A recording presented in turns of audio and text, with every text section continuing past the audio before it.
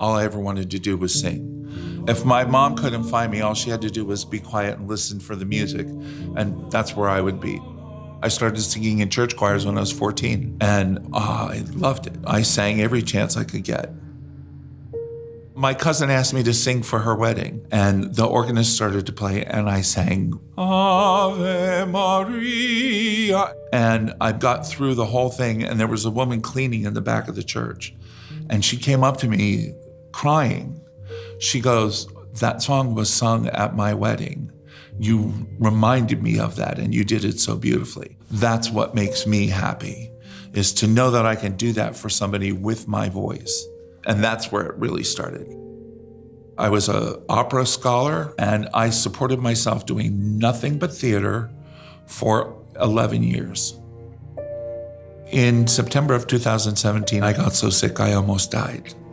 I picked up a cough, and I didn't pay really attention to it because it was just a cough. And it turned out that it was a significant thing. I have neuropathy in both of my feet and both of my legs, and pain almost all the time. And I'm used to being active on stage and doing all kinds of things, and now I have to be careful. The doctor said, "You can't go back to what you were doing. You'll relapse. You'll be back in the hospital within a week." So I stayed home. I lost all contact with people. It took me to a really dark place. This is taken away. You can't do this. What do I have left? I have singing, but it's not the same when you can't be out there having that effect on people. I'm walking around going, well, what is it I'm supposed to do? I had heard about a place locally where you could go and sing, and I went. I was not at 100%. And I walked into this room full of people that didn't audition. I've never been in a choir you didn't have to audition for. So I'm like, what's this gonna be? And I walked into a room full of lovely people. They make it possible for anybody to be involved.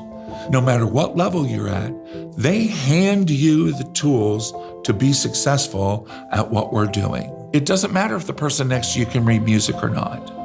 There's no attitude and there's no judgment. And we get to sit down and we get to make music together.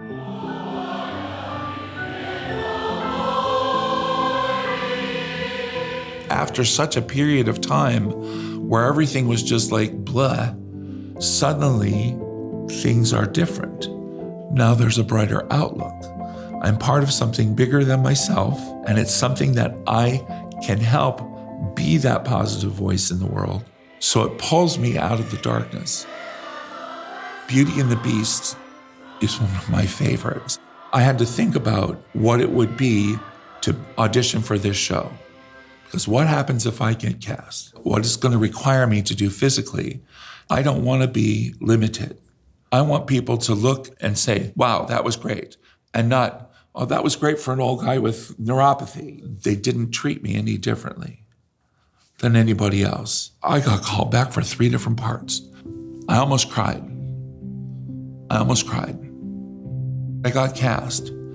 And from day one, the entire staff made it really clear. If you need something, you tell us. We're in rehearsal, and I'm like, this is 2 hours worth of music. And I went to the director and I said, I don't think I can do this. I can't stand for that long. He's like, no, dude, we'll get you a stool. You don't have to stand through the whole thing. I had my own spot on the stage that I could sit down and I could get up without help. So when I put the walker aside, I'm not Ken, I'm Jacques, the trim salesman. Jacques doesn't need a walker to walk. If I'm gonna do this, then I have to challenge myself to be able to stand up for a certain period of time. So I started walking more in the pool for hours. And I started doing light exercises at home to build up my endurance so I could put this aside and walk out on the stage confidently and do whatever needed to be done and do the best I can do. Jacques might be old, he might be tired, but that's okay. He's a live person. Standing backstage is the prep so I can sort of pull myself together and get focused for what it is I'm about to do. And you take a big breath and exhale all the crap that you were dealing with. And you walk onto stage and there you are.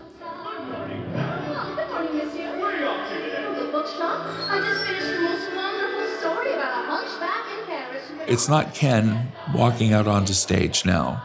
It's Jacques. I was told he was in the tavern raving about the beast in the castle. Whatever happens out on the stage, there are people with you. And if you get in trouble, somebody will be there to help you. When you're standing there and you see a standing ovation for a show like this, that means that every single person on that stage told the story so well, they're on their feet.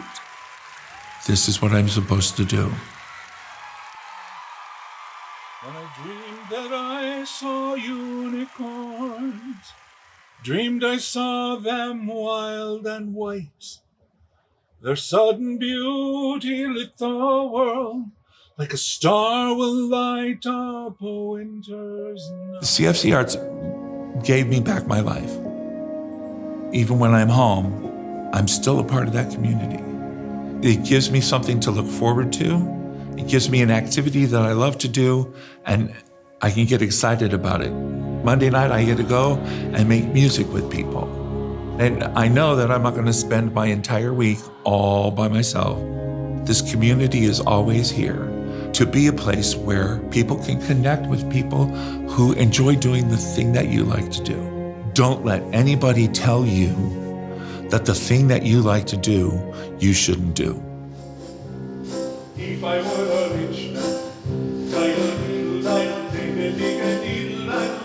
I am worthwhile. I have a talent that is useful and helpful, and I get to do it here.